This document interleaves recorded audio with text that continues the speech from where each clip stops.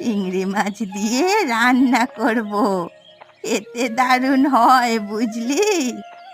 দিদিমা, আমি তো কখনো শাপলা তুলিনি, কিভাবে তুলবো বলো তো?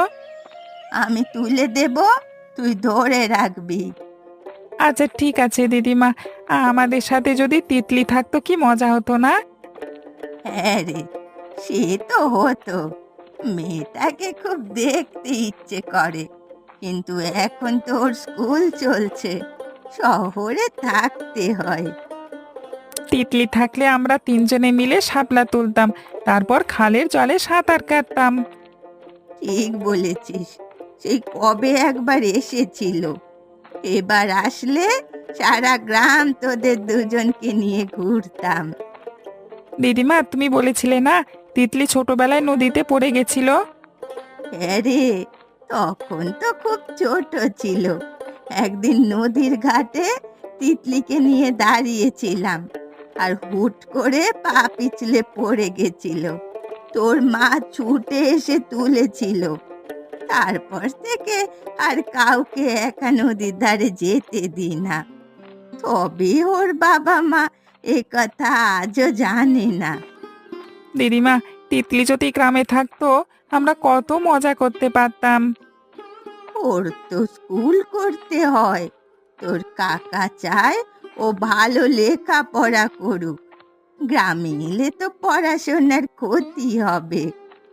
লেখাপড়া করে তো ঠিক আছে, কিন্তু মাঝে মাঝে তো আসতে পারে, তাই না? একদম ঠিক বলেছিস। আমি বলবো তোর কাকিমাকে যেন একবার তিতলিকে নিয়ে আসে, তোর সাথে খেলা করবে, কাল থেকে শাপলা তুলবে। সত্যি বলছো দিদিমা? তুমি বলবে? বলবো রে, বলবো। এখন চল দেখি।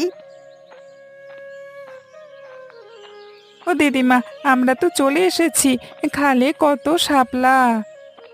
তুই এখানে দাঁড়িয়ে থাক, আমি পানিতে নেমে শাপলা তুলি। ঠিক আছে দিদিমা।